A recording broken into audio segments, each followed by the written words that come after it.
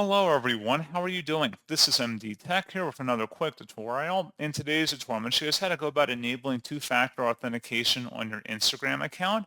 So this should hopefully be a pretty straightforward process, guys, on how to set that up. And without further ado, let's go ahead and jump right into it.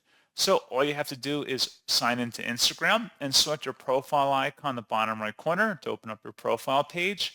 And then you want to proceed to select the hamburger icon in the top right corner and select the Accounts Center button near the top. And now underneath Account Settings, you want to select where it says Password and Security. And where it says Two-Factor Authentication, go ahead and select that in order to turn it on or set it up. You just have to go ahead and enter in your credentials at that point, and that's pretty much all you'd have to do. So pretty straightforward process, guys, and as always, thank you for watching. I do hope that I was able to help you out, and I do look forward to catching you all in the next tutorial.